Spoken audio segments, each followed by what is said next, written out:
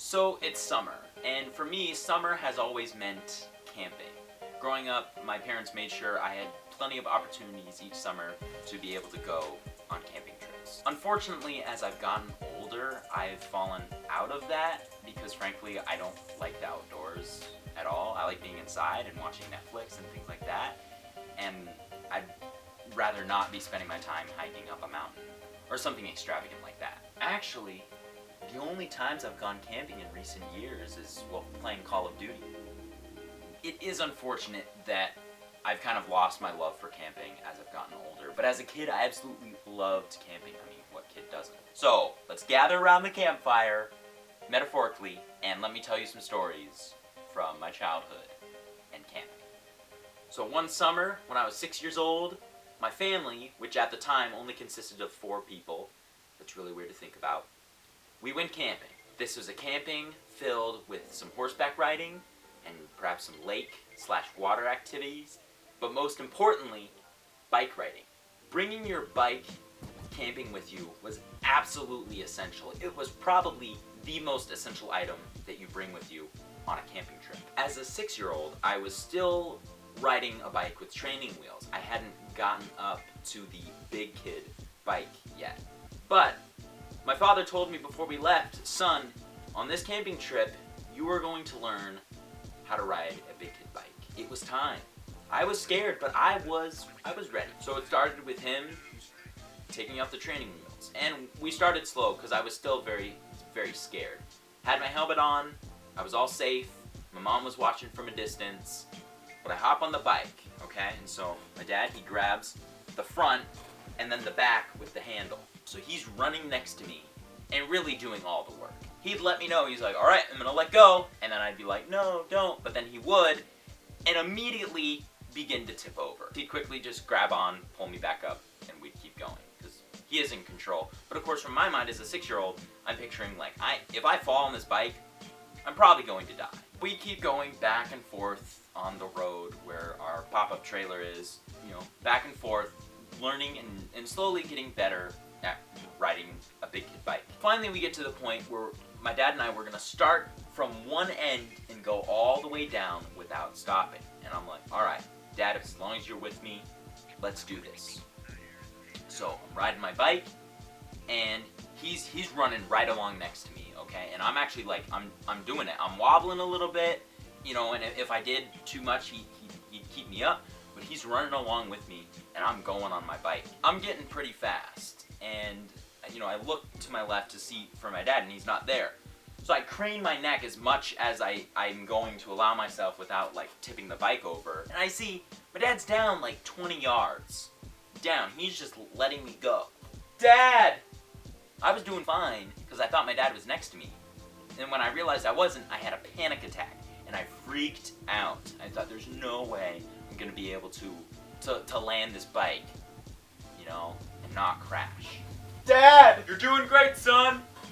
Now I wasn't doing good because I didn't have my dad there. I didn't have the self-confidence to be able to get myself to the end of the street safely.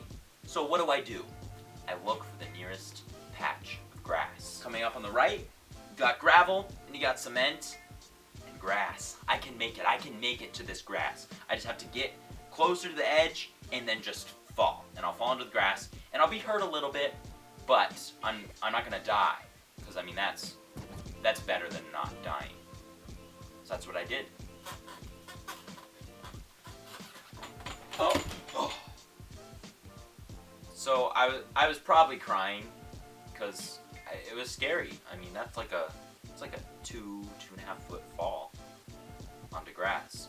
My dad comes running up and he's like, son, you did it. You rode a bike. And I'm tears streaming. But Dad, you let me go. By the end of the week, yes, I learned how to ride a bike, and it was amazing, and I came back to the hometown and showed up all my friends because I could finally ride the big kid bike, and I was cool. I was already cool before, but now I was ultra cool. You could say I trained those wheels.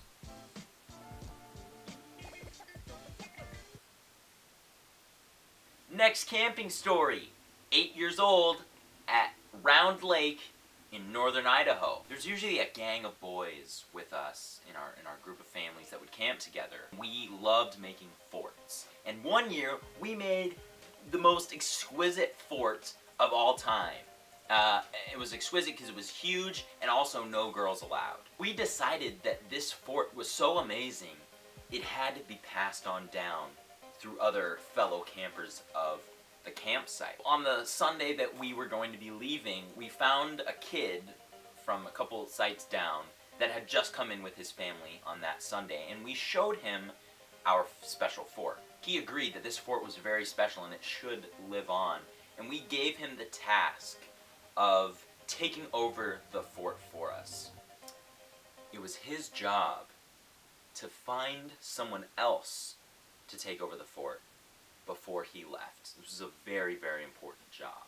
The story doesn't end there. I was about 16 years old, and my family and another family were hiking around Round Lake. I think that's why it gets its name. No, it doesn't. Anyways, we were hiking around this lake, and I realized that this was the lake that our family had camped at so many years ago and made the amazing fort. So I convinced my dad to walk with me to try and find the place where we had built this fort. I pictured coming into the wooden glade with the sun coming through and seeing just a broken up ditch with sticks.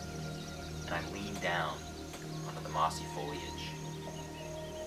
and pick up a single brown, the last remnants of the mighty fortress that we once built as children.